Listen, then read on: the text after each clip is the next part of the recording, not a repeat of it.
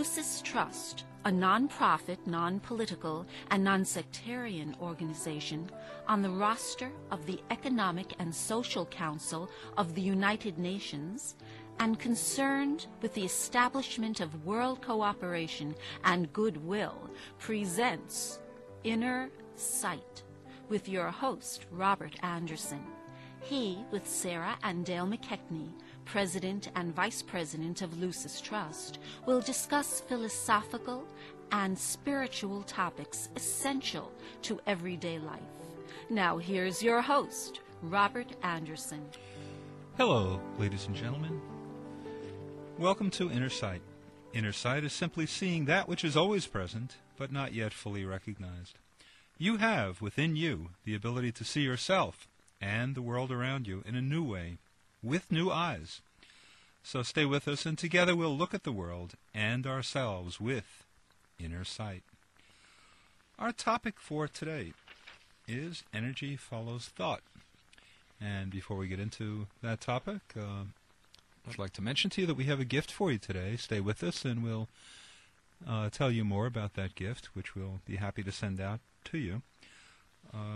Our thought for today is about the thought power of men and women of goodwill, and they can create a channel through which spiritual energies can flow to heal and rebuild the troubled world.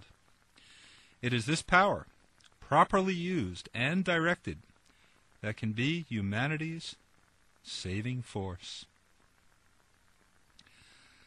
How does this opening thought relate to our theme today, energy follows thought?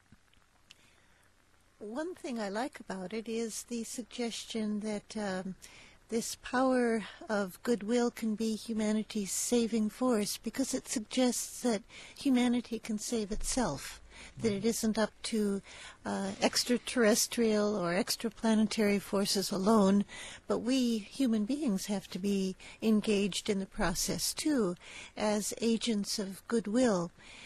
And the idea that energy follows thought relates to that theme directly, in the same sense that Christ in the Bible intended, I think, when he said, "As a man thinketh in his heart, so is he." Mm-hmm. In other words, as we think in our truest, deepest self, what we really think, what our attitudes and our feelings and our motives really are, that's who we really are. That makes us who we are, not what we present on the surface. Mm-hmm.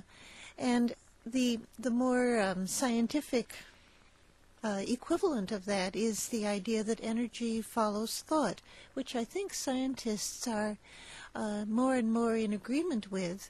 The idea that all matter is alive and active, even the most inert, apparently inert matter. For example, in the mineral kingdom, we know that even that realm is alive and evolving.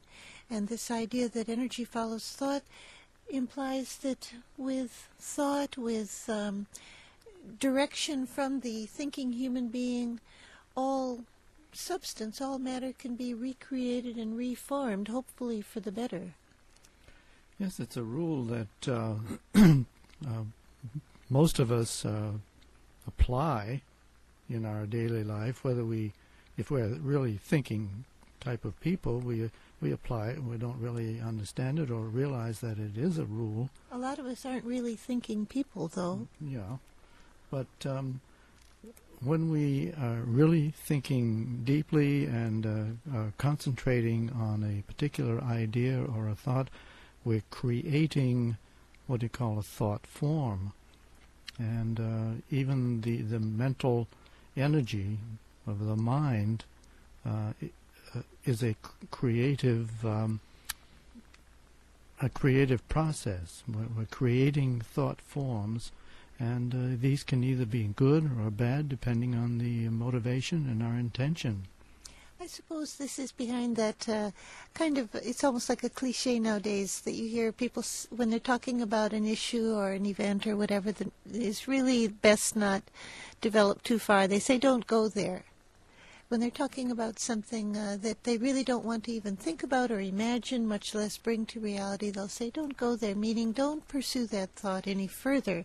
There is this kind of intuitive feeling, don't you think, that people realize that the more energy you give to a fear, something you dread, the more energy you give to it, the more you might feed it, the more you might foster it. Well, that's exactly right, and that's what so many people do, and they don't realize what they're doing. I think that they are making the situation worse by ruminating on this fear or this phobia or whatever it is, and they're actually building this thought form even larger than it originally was. I suppose we have to be careful on this point because that realization can make people feel even worse when they're already afraid or dreading something, and then to have somebody tell them, well, you're just feeding it, you're going to make it happen, then that probably makes them feel even worse.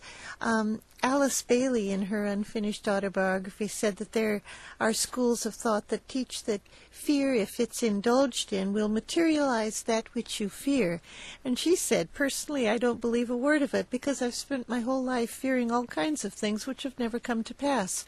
And I'm a rather powerful thinker, she said. And it's true. If I were able to materialize everything I had feared, I'd be dead eons ago. So I think we have to remember that this idea that energy follows thought probably has most of its power on more subtle, subjective levels, and over a longer period of time. Yeah, I think that's right. I think what's important is not so much the thought, perhaps, or the words or the ideas, but it's the intent behind the words and the power of that intent. In other words, if one's intent is to harm some other person by spewing out some kind of poisonous gossip, then that's a real dangerous process at work. If the intent is really to injure and to harm that person, then you're using thought very destructively. And then, of course, there is the opposite polarity. You can use the same reality in a very constructive way. Yes. You can use thought to redeem, to improve relationships or whatever. Yes, and where there is this poisonous kind of thought, and if it's very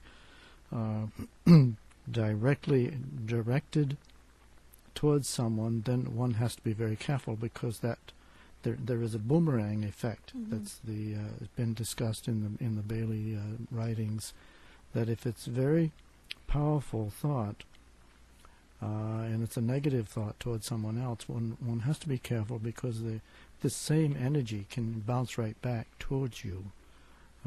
So one really has to be careful. And it sets up, what happens, it sets up a wall around yourself and cuts off the flow from any impulses from the soul. And it isolates you. Right. It isolates you further from your fellow men and women. And it isn't only that energy follows thought isn't something that only occurs in the mind. It also has to do with what we desire. That we have to watch the quality and the orientation of our desires. What are our deepest urges? They might not even be something we're consciously aware of, but they might harbor a real powerful, if low-grade, me-firstism, and me above all, and you last. You know, that kind of drive that compels people to overcome and get ahead of everybody in every way possible. One way I watch this desire at work in myself is every time I get on the subway, making a beeline for that last remaining seat. I hate that, you know. I hate the quality it brings out of, I want that seat and I don't care about anybody else. Enough about that. Well, I think also that, are you saying too that we should be as careful about our thoughts as we are about people coming into our home? I mean, when you think of it, we wouldn't let anyone just drift into our living room from the outside, and yet thoughts come into our head, and probably we should screen them, filter them, challenge them, because they can stimulate depression, stimulate evil doing, and as you said,